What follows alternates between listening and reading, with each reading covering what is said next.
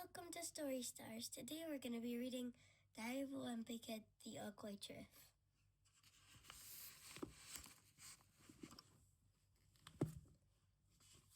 To Thomas. September, Thursday. It's been almost 2.5 weeks since me and my ex-best friend Rowley Jefferson had our big fight. To be honest with you, I thought he would have come crawling back to me by now, but for some reason that hasn't happened. I'm actually starting to get a little concerned, because if school starts back up in a few days, and if we're going to get this friendship back on track, something needs to happen quickly.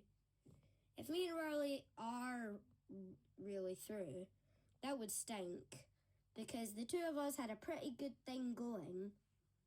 Can I take a rest break? It's only like 3 more blocks. Now that our friendship is history, I'm in the market for a new best friend. The problem is, I invested all my time in Rowley, and I don't have anyone lined up to take his place. The two best options I have at this point are Christopher Brownfield and Tyson Sanders, but each of those guys has their own issues. Christopher, Tyson. I hung out with Christopher for the last few weeks of the summer, mostly because he's a really excellent mosquito magnet. But Christopher is more of a summertime friend than a school year friend. Ouch! Swat. Lick.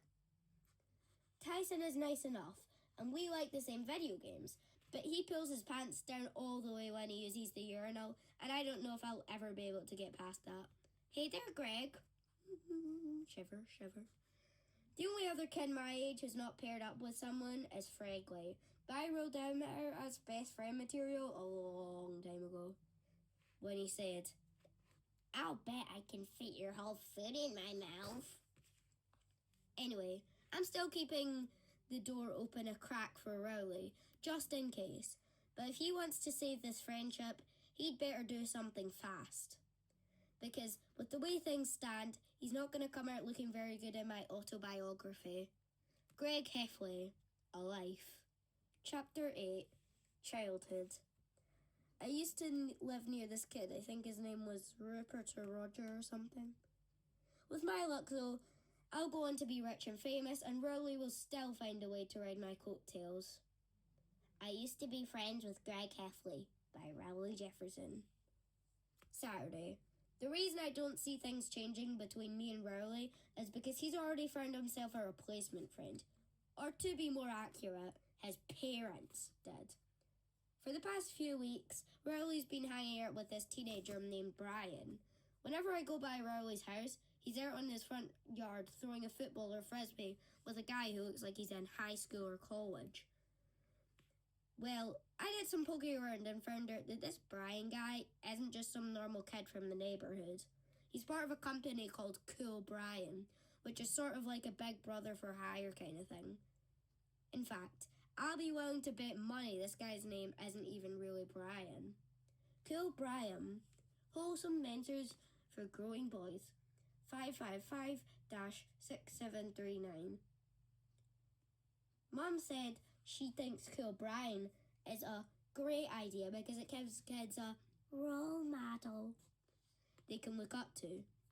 That makes me kind of mad because the way I see it, I'm Rowley's role model. Gah! Trip. And now Rowley's parents are paying some guy to do what I've been doing all these years for free. The thing that really burns me is that Rowley probably doesn't even know his parents are paying this guy. And I don't think it would bother him if he did know the truth. Today I saw Rowley hanging out with a different Cool Brian, so Rowley's regular guy must have had the day off, but I could tell Rowley didn't even notice. Tuesday. Today was the first day of school. I don't want to jinx things, but it's looking like this could be a great year for me. At homeroom, we got our textbooks for the semester. My school can't afford new books every year, so we usually get hand-me-downs. But when you get a book that 10 kids had before you, it makes it kind of hard to do any actual learning. Adventures in Geometry. Using paper calculator. Lars was here.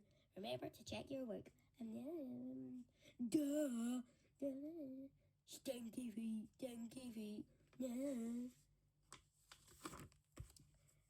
that didn't exactly up my cool factor in the hallways. Hey, you got my book. Usually I have really bad luck when it comes to previous book owners. Last year I got a maths book that belonged to Brian Good, and that didn't exactly up my cool factor in the hallways. Hey, you got my book. But this year I totally lucked out. When I got my maths book, I found out it used to belong to Jordan Jury. Jordan Jury is the most popular kid in the grade above me, so carrying his textbook around should translate into some major popularity points. One reason Jordan is so popular is because he always has these big blowout parties, and it's really hard to get invited. But I figure this algebra book could be just the thing I need to get on his radar. Speaking of popular kids, I sat near Bryce Anderson and his group of friends at lunch today. Bryce is basically the Jordan Jury of my grade, and he's got a bunch of cronies who are always going along with everything he says. Hey, what's that high-pitched noise? Yeah, I hear it too. Ow! Oh, so sore on my ears. And those guys are loyal to Bryce, no matter how dumb he makes them look. I'm just kidding, there's no high-pitched noise. Yeah, we know that. See, Bryce Anderson has the right idea. He doesn't actually need a best friend, because he's got a bunch of lackeys who basically worship him. The reason me and Rowley didn't make it is because we were equal partners in our friendship, and I don't think that kind of model has a chance of working out. Friday. At school today, I heard Rowley tell some kid he was going to a rock concert tonight. I admit, I was a little jealous since I've never been to a real concert myself. But when I found out who was performing, I was glad I was invited. Joshy, scream!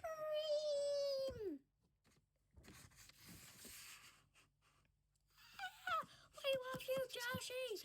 Yeah!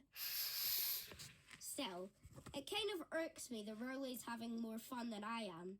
In fact, it seems like everyone is having more fun than me these days. There are some kids in my grade who post their pictures online, and from the way of things look, they're having a way better time than I am. Oh, I think that happy birthday to la la la. I don't want people thinking my life is lame, so I decided to take some pictures to show how great things are going for me. All you really need is a digital camera and a photo editing program, and you can make it like you're having a total blast.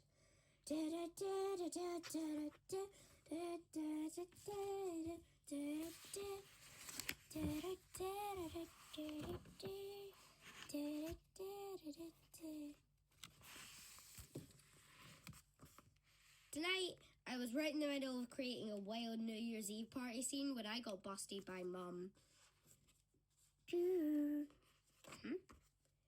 Oh well. Mum won't let me post photos on the computer anyway because of privacy and all that. Or maybe it's because she learned her lesson after letting my older brother Roderick post his pictures. Lorry diaper, Lorry diaper. Huh? Lorry diaper. Oh, why are all these things on me? Lorry diaper. Roderick's been trying to get a job so he can buy a new drum set, but nobody will hire him. Mum told him that nowadays employers look up the people they're thinking of hiring, and his pictures are probably hurting his chances. So Roderick replaced his band picture with this one.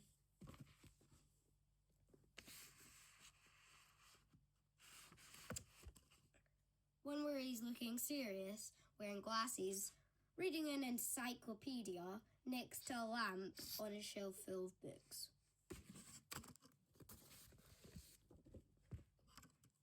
Not sure how good that's going to go for him. Wednesday.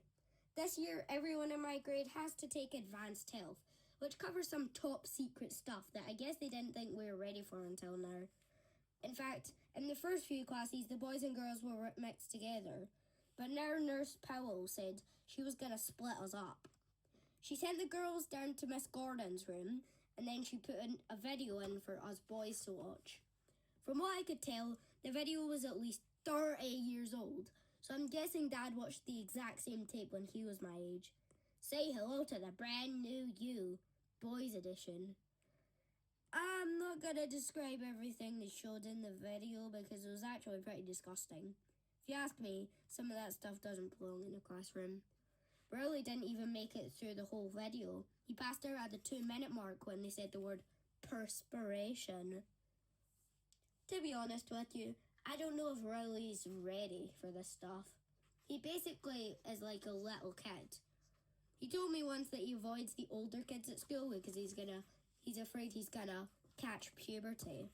In fact, now I think about it, I haven't seen Cool Brian around, so I wonder if he's avoiding him too because he thinks he's contagious. The same kind of thing happened in last year's health class when they did a smoking unit. The teacher said that you never know who's going to offer you a cigarette, and it could even be your best friend. Here, no. Well, after Rowley heard that, he wouldn't even walk on the same side of the street as me for a solid month. Shiver, shiver. Believe me, I don't need some teacher to tell me it's not cool to smoke. My grandfather convinced me of that last year on Thanksgiving. He was actually trying to blow a cigarette out the bathroom window when he got busted by me. Anyway, I think Rowley is just one of those kids who are always going to be a few years behind everyone else maturity-wise. Rowley doesn't even know how to tie his shoes yet, because I think he's the kind of person that has Velcro on everything. Rip, rip, strap, strap. Last year, Rowley's mum bought him sneakers with laces, and I can't tell you how many times I had to bail him out. Tie, tie. I guess it probably should have been a warning sign that my best friend was impressed that I knew how to tie my own shoes. Thursday. Today I was reading the comics in the newspaper, and I saw an ad that caught my attention. It was for Peachy Breeze ice cream, and apparently they're looking for a new spokesperson. Could your child be the next Peachy Breeze kid? Open tryouts at the Liberty Street Mall this Saturday. Peachy Breeze has those commercials on TV that run non-stop with that kid and the freckles and the high-pitched voice. Peachy Breeze is peachy keen. The Peachy Breeze kid used to be kind of cute, but now, over the years, he's gotten a little seedy looking. Peachy Breeze is peachy keen. So, I guess they're looking for someone to take his place. Well, I'd be perfect for the role. First of all, I love all ice cream, so it wouldn't be hard for me to do the acting part. Second, I would be willing to miss a lot of skill to fulfill my Peachy Breeze obligations. And they wouldn't have to worry about me getting too old for the part, because I'd take whatever I needed to stop growing. Hope you have a good day at work. Groan. The only stumbling block I can see is that Dad hates the Peachy Breeze TV ads because he thinks the kid is annoying. So I don't think he'd be too thrilled if I became their new spokesperson. Peachy Breeze is peachy keen. There's just something about that kid that gets on Dad's nerves. In fact, I think he hates the Peachy Breeze kid even more than he hates Lil Cutie, which is saying something. Every time Dad sees a Peachy Breeze commercial on TV, he writes the Peachy Breeze people an angry letter saying that the ads drive him crazy and they'll never buy any of their products. Type, type, type. A few weeks later, Dad gets a response in the mail from the Peachy Breeze, and it's always the same thing. Coupons for free ice cream. It's been going like this for a few years, and if something doesn't change, we're going to have to get an extra freezer to hold our other Peachy Breeze ice cream. Saturday. I told Mum about the Peachy Breeze Kid contest last night. She said it seemed like an exciting opportunity. But it turns out she was thinking of my little brother Manny when she said that. In fact, this morning, Mum and Manny were ready to take off without me for the audition, but I caught them just in time. Wait up! Mum seemed surprised that I wanted to be the Peachy Breeze Kid and said I might be too old for the part. At first I thought that was ridiculous, but when I saw my competition in the mall, I could kind of see where she was coming from. Tryouts, little kid, Manny, me, little kid, other little kid. I figured I could charm the judges and get the job anyways. Plus, I had an edge because I was the only kid trying out who could read a cue card. There must have been 200 kids in line, and I realized that if I wanted the job, I was going to have to come up with some sort of gimmick. So I decided I'd jump and click my heels together when I said the Peachy Breeze slogan. But when it was finally my turn to go, let's just say, things didn't work out the way I'd planned. Peachy Breeze is peachy. Oh, oops. Click. Plop. I knew my chances of getting the part weren't good when the casting people sent me out the door without even asking my name. Can I go again? Next. My opportunity was slipping away, so I did what I could to improve my odds. I'm pretty sure the next kid in line is allergic to peaches. But it looks like the job is going to go to a younger kid after all, which really stinks. You know, this isn't the first time I've been discriminated against because of my age either. Last October, me and Rowley heard that our local news station was going to be at the Red Apple Farm to shoot footage of kids carving pumpkins and making scarecrows and stuff like that. We knew this was our big chance to be on TV, so we plopped ourselves in front of the news camera and really hammered it up. Whee! Yay! But it took about 5 seconds for the news people to kick us out. Hey, get those creepy kids out of here. Then they brought in some little kids to take our place, and they did the exact same thing me and Riley were doing. I love it, ha. And sure enough, those kids were on the news that night. The truth is, this kind of thing has been going on for a long time. And where it's worst is in my own family. The truth is, up till I was 8 or 9, I was the star of every family gathering. It seemed like nobody could get enough of me. I'm a little teapot, short and stout. Ooh, we love it. But after Manny was born, things really changed for me. Here is my handle, here is my spout. Oh, grow up. It's a boy. Yay. See, when you're a little kid, nobody ever warns you that you've got an expiration date. One day you're hot stuff and the next you're a dirt sandwich. I guess I can understand why Roger's so grumpy. It's been a long time since he was the centre of attention. And believe me, he's not getting any cuter. Stop slouching. The person who is lucky is Rowley. He's an only child, so at least he doesn't have to worry about being replaced by the next kid to come along. Just tip me over and pour me out. Yay! Hooray, Rowley! Monday. Tonight at dinner, Dad told us that his younger brother, Uncle Gary, got engaged to his girlfriend, Sonia.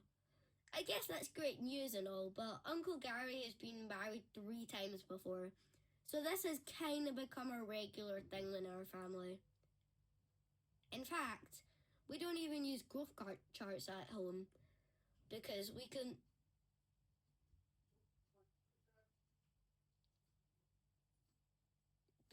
can just look at pictures from Uncle Gary's weddings to keep track of our progress. So I think everyone's a little burned out now. When Uncle Gary got married the 3rd time, Mum didn't even bother to replace the picture of his 2nd wedding on the mantle. She just taped a photo of the new wife's head on top of the old one. Uncle Gary's not a bad guy or anything. He just rushes into these relationships too quickly. He's got engaged to his first wife, Linda, 2 months after they met. And she didn't even find out what he did for a living until their wedding day. Sorry I'm late. The kids at the party wouldn't let me leave. And I heard Uncle Gary's 2nd wife, Charlene, though he had a lot of money because of a miscommunication on their second date. I've got about 30,000 in the bank, maybe 40,000, and I've got 45. It turns out Gary only had $45, not $45,000. But Charlene didn't find that out until it was time to pay the band at the wedding. Did you know what happened to you? Did you happen to bring your checkbook? Dad is always saying, Uncle Gary needs to grow up and stop acting like a child. But if I were Dad, I wouldn't hold my breath. Yay! Hoo! Hoo! Tuesday. I found out that Uncle Gary's wedding is going to be in November, and the reception will be at my great-grandmother Gammy's house, like last time. Gammy is 95 years old, but she still lives in the big house where she grew up. She's like the official head of the Heffley family. Heffley family reunion. Gammy. Gammy is one of the only people in the world who still writes letters, and when she writes you a letter, she expects you to write one back. I've tried to explain to Gammy that people my age don't know how to write letters with a stamp and return address and all that stuff, but she doesn't want to hear it. At Uncle Gary's last wedding, Gammy handed me a starter letter plus an envelope with her address and stamp on it, so I wouldn't have any excuse not to write. G. Heffley, 12 Surrey Street, Gammy Heffley, 30 Bacon Street, Easton Road. Dear Gammy, love, Gregory. But I still haven't filled it and mailed it yet. So now every time I walk past my desk in my bedroom, I feel guilty. Huh. Gammy is always making me feel guilty. Last year at Thanksgiving, I put a whoopee cushion on her chair, and she sat on it. Ooh. Flabberg. Ooh. Hee hee hee. A few days later, everyone in the whole family got a handwritten apology letter from Gammy. Dear family, I am writing to apologise for the unfortunate incident that occurred lately after our family meeting concluded. Grace, a Thanksgiving celebration. As I have gotten older, I have found it more difficult to control my body, and I am afraid my recent surgery may have contributed to my little slip. I hope that this unfortunate mishap does not become the lasting impression of what was otherwise a glorious and blessed occasion. Love, Gammy. Sometimes I wonder if Gammy is just messing with everyone and does this kind of thing on purpose. Last Easter, she invited the whole family to her house, but everyone had their own thing going on, and nobody went. Gammy called Dad on Easter Sunday and said she'd bought a scratch ticket and won the $10 million grand prize. Word got around the family quick, and everyone was at Gammy's house within no time flat. But it turned out the scratch ticket wasn't a winner after all. You have to match 3 of the fruits to win, Gammy. I see. Gammy didn't seem too bothered that she wasn't a multi-millionaire after all, and I have a feeling she got what she really wanted anyway. I made a ham in case anybody stopped by. I hope I live to be 95 years old, because if I do, I guarantee you I'll be messing with people too. Your underwear goes underneath your clothes, Dad. Eh? What makes me kind of nervous about going to Gammy's house in November is that it's time for me to get the talk. Every time someone in my family gets to be about my age, Gammy sits them down and talks to them about who knows what. I guess it's one of those elder wisdom kind of things. The last person to get the talk was Roger, and now I'm next in line. Hoping Uncle Gary breaks off his engagement so we don't have to go down there, because this whole thing is making me a nervous wreck. Thursday. We've got new maths teacher named Miss McElroy. She used to teach at kindergarten, and I don't think she's real crazy about middle school kids. We have math right after phys ed, so by the time we get to Miss McElroy's room, everyone's all sweaty from exercising.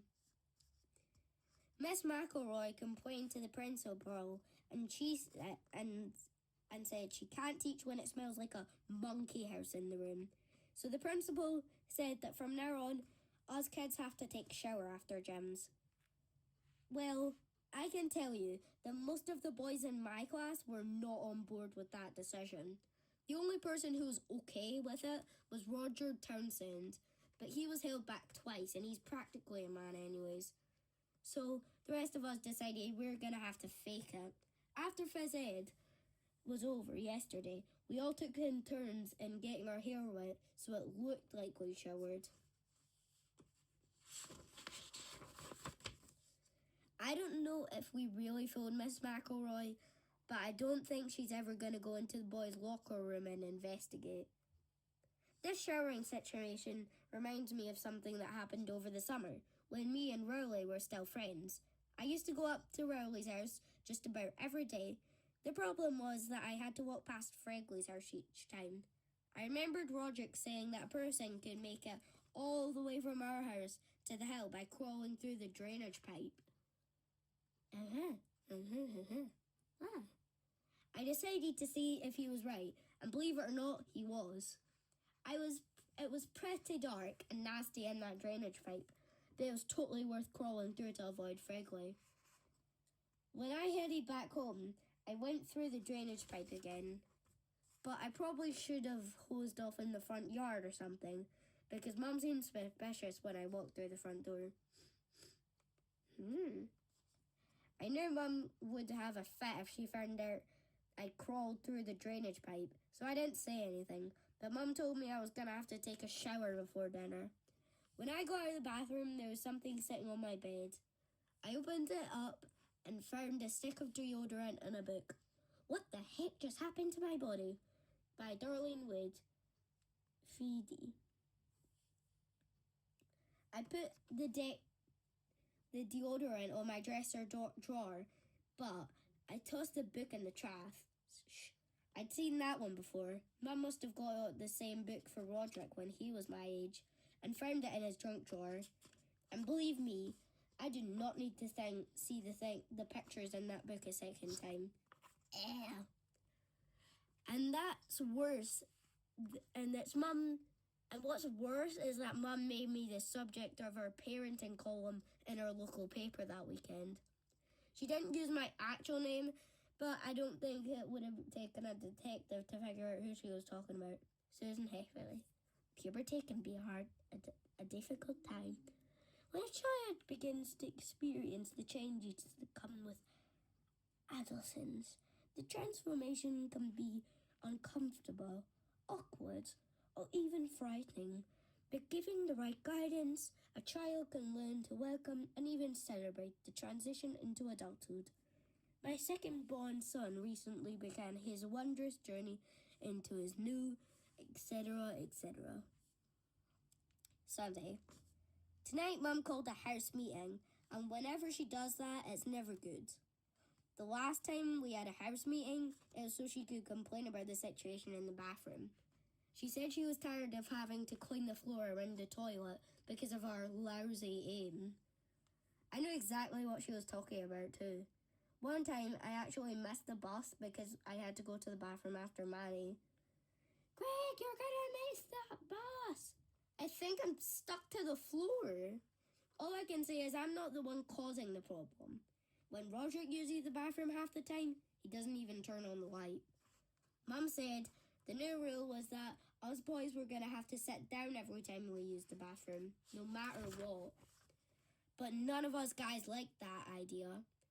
Roderick suggested we just buy a couple of urinals, since there are more of us than there are of her. Plus, that way, more than one person could go at the same time. But Mum said that would be tacky, and she used her veto power to shut his idea down. I thought tonight's house meeting was going to be a follow-up to the bathroom meeting, since nobody was following the second down rule, and things are worse than ever. But this meeting was about something completely different. Mum told us that we were going back to school, and that she was going to have to start taking classes a few times. Well, I was totally caught off guard by this news. Mum always is there when I get home from school, and that's the way I like it. Here you go, thump. But Mum said that after all these years of staying at home with us kids, she needs to do something that stimulates her mind.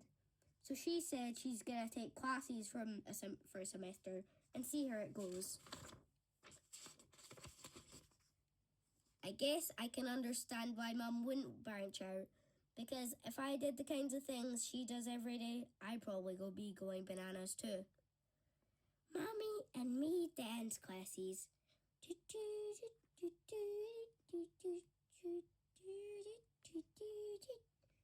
Mum said us men are going to have to make our own dinners for a few nights a week and start doing chores she usually takes care of herself.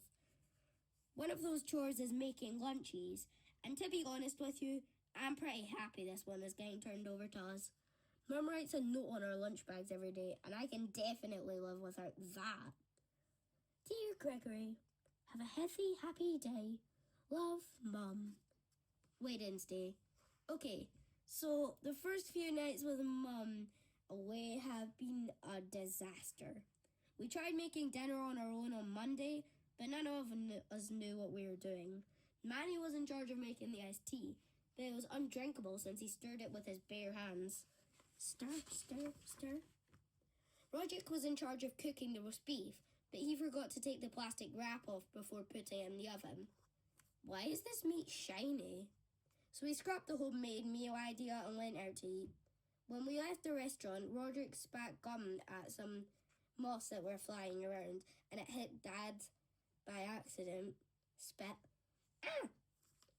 Dad chased Roderick around the parking lot, but Roderick is actually pretty fast, and Dad couldn't catch him. Then Dad tripped over a curb and twisted his ankle. So Roderick had to drive Dad to the emergency room.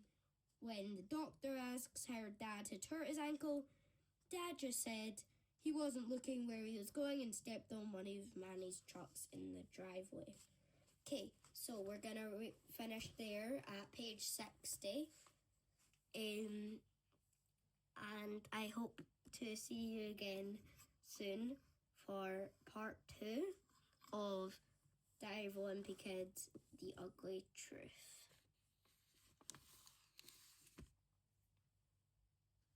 Thanks for watching or